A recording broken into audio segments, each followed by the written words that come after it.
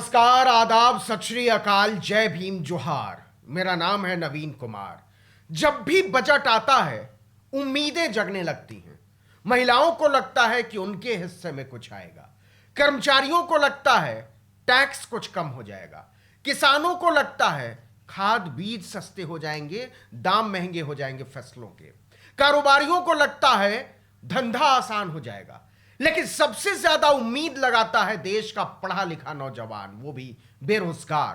पढ़ी लिखी लड़कियां 2 करोड़ रोजगार सालाना देने के वादे पर 2014 में सत्ता में आई मोदी सरकार ने उम्मीद तो बहुत बंधाई थी, लेकिन असलियत क्या है? पहले रेल बजट को खत्म कर दिया और इसके बाद रेल की नौकरी को। सच यह है कि मोदी सरकार ने बेरोजगारों की पीठ में छोरा भोंका है। नई नौकरी का बंदोबस्त करने की बात तो छोड़ दीजिए, जो नौकरी पहले से थी उस पर भी भर्ती नहीं हुई, और अगर मांगी तो लड़के लड़कियों की पीठ पर लाठियां बरसाई गई। उनकी आंखों में नए सपने भरने का ढोंग रच के उनके पलकों के नीचे पल रहे आधे अधूरे सपनों को भी लहूलुहान कर दिया गया। आरआरबी की जिस परीक्षा पर छात्र सड़कों पर उतर आए, वो नरेंद्र मोदी के निकम्मेपन का जबरदस्त उदाहरण है। 2019 से लेकर 2022 तक वो एक परीक्षा तक नहीं करवा सके। रिजल्ट और नौकरी की बात छोड़ दीजिए, एक परीक्षा कराने के लिए नरेंद्र मोदी को 20 साल तक प्रधानमंत्री बनाना पड़ेगा। 2 कार्यकाल काफी नहीं है। इस तरह देश के नौजवानों को पाताल में धकेलकर वो देश को मंगल ग्रह पर ले जाने का सपना दिखा रहे हैं, और वो चाहते हैं कि मुल्क उन पर भरोसा करे। जिस युवा पीढ़ी को उन्होंने अपनी मौका परस्ती के कूड़ेदान में फेंक दिया है, वो उन पर शक क्यों करता है? यह मैं कोई कही सुनाई बात के आधार पर नहीं कह रहा हूं। सरकार खुद ही अपनी काहिली और निकम्मेपन का ढिंढोरा पीट रही है। कार्मिक लोक शिकायत और पेंशन राज्य मंत्री जितेंद्र सिंह ने 29 जुलाई 2021 को राज्यसभा में बताया था कि 1 मार्च 2020 तक केंद्र सरकार के विभिन्न विभागों में करीब 8,72,000 पद खाली थे। इसको मंत्रालय के हिसाब से समझ लीजिए। रेल मंत्रालय के तहत ही 2,37,295 पद उस दिन तक खाली थे। पकौड़ा तलने को रोजगार बताने वाले अमित शाह के गृह मंत्रालय में 1,28,842 नौकरियां खाली थी। विज्ञान और प्रौद्योगिकी मंत्रालय में 12,444 पद खाली पड़े थे। अजी 4,557 पद तो जल संसाधन मंत्रालय में खाली पड़े थे। मैं बाकी मंत्रालयों की बात ही नहीं कर रहा हूं। और ये सारी रिक्तियां मार्च 2021 तक की हैं। इन 8-9 महीने में कम से कम 50,000 और पद खाली हो चुके होंगे, हो सकता है इससे भी ज्यादा। मतलब 9 लाख से ज्यादा नौकरियों पर कुंडली मारकर नाचते हुए नाग देश को लॉलीपॉप दे रहे हैं कि हम तुम्हारे लिए चांद तारे तोड़कर ला देंगे, बस 10 साल और दे दो अपने माथे पर बैठने की मोहलत। मैं उन राज्यों की रिक्तियों की भी बात नहीं कर रहा जहां बीजेपी की सरकारें हैं, मसलन यूपी, मसलन मध्य प्रदेश, मसलन कर्नाटक, मसलन असम, मसलन बिहार, उत्तराखंड, हिमाचल, गोवा वगैरह वगैरह। हाथ में ऊंची ऊंची डिग्रियां लेकर बेरोजगार घूमने वालों को तड़पाकर बीजेपी ने 8,000 करोड़ का साम्राज्य खड़ा कर लिया। अब कर लीजिए बात, किससे करेंगे और क्या वो आपसे करने को राजी भी हैं? जबरदस्ती करेंगे तो लाठी खानी पड़ेगी, जेल जाना पड़ेगा, देशद्रोह और गुंडा एक्ट लगा दिया जाएगा। अव्वल तो वैकेंसी नहीं आएगी, और आएगी तो 3-3 साल परीक्षा नहीं। 5 साल बाद रिजल्ट आ भी गया तो इसके बाद परीक्षा किसी न किसी वजह से रद्द। तब तक नौजवानी के दिन में फॉर्म भरने वाला 2 बच्चों का बाप बन चुका होता है। आजादी के आकाश में उड़ने के ख्वाब देखने वाली लड़कियां गृहस्थी के चक्करों में उलझ चुकी होती हैं।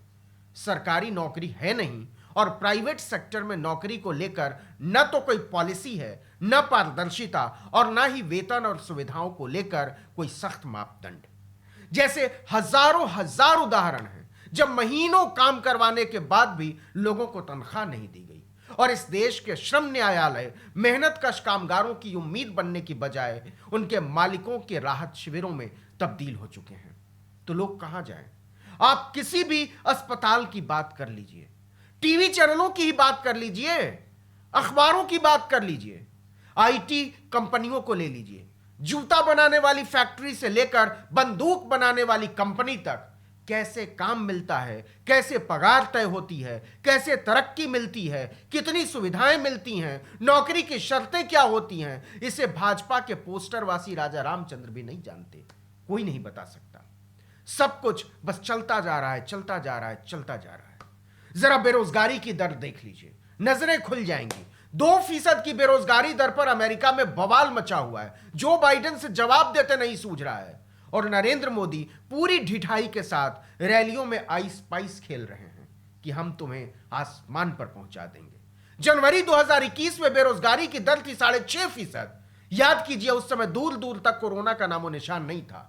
फरवरी में यह 7% पर पहुंच चुका था और अप्रैल के महीने में 8% पर था। यह संकेत था कि नरेंद्र मोदी ने अर्थव्यवस्था को कूड़ेदान में पहुंचा दिया है, रसातल में पहुंचा दिया है। रोजगार के सवाल पर उन्होंने जबान हिलाने के अलावा कुछ भी ठोस नहीं किया है।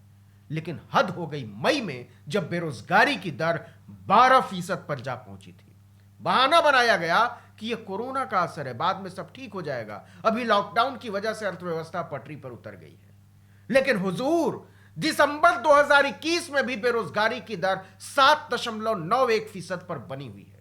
और यह कोई हमारे आंकड़े नहीं हैं, भारत सरकार के अपने आंकड़े हैं। सीएमआई ने कहा कि इस देश में पिछले 1 साल में 5.5 करोड़ लोग बेरोजगार हो चुके हैं।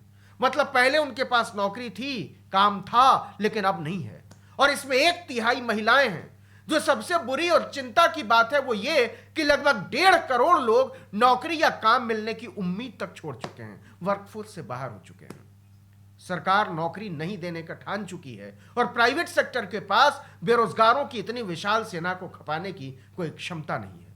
जरा यह भी समझ लीजिए किस प्राइवेट सेक्टर में कितनी नौकरी साल 2021 में मिली है। सबसे ज्यादा नौकरी आईटी सेक्टर ने दी, 14,97,000। चलिए 15 मान लेते हैं। इसके बाद फाइनेंस सेक्टर 10,36,000। इसके बाद ऑटोमोबाइल इंडस्ट्री में नौकरी मिली 5.5 लाख, फिर हेल्थ केयर 5,40,000 और कंस्ट्रक्शन में लगभग 5.25 लाख। बस खेल खत्म। कुल मिला दीजिए तो 41 लाख। वादा कितना था? 2 करोड़ सालाना का। और चाहिए कितना? 5.5 करोड़ तो तत्काल चाहिए नौकरी। कोरोना ने भारत के बर्बाद हेल्थ केयर को नंगा कर दिया है। इसके साथ ही उसने उधेड़ कर रख दिया है प्रधानमंत्री नरेंद्र मोदी की क्षमताओं को।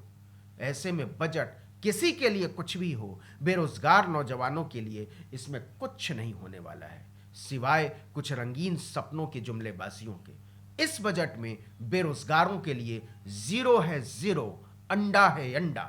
वो सपनों के मशानों और कब्रिस्तानों में फेंक दिया गया है, जहां उसे समझ में नहीं आ रहा है कि अपनी डिग्रियों को कफन बना ले या उससे अपनी चिता सजा ले।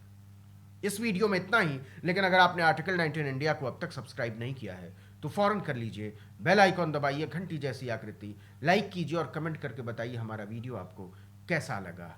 अगर YouTube पर देख रहे हैं तो चैनल को सब्सक्राइब कर लीजिए, फेसबुक पर देख रहे हैं तो पेज को लाइक कर लीजिए और इंस्टाग्राम पर भी हम मौजूद हैं, वहाँ भी हमारा पेज है, उसको फॉलो कर लीजिए। आपको हर जगह से ज़रूर नोटिफिकेशन आए। नमस्कार।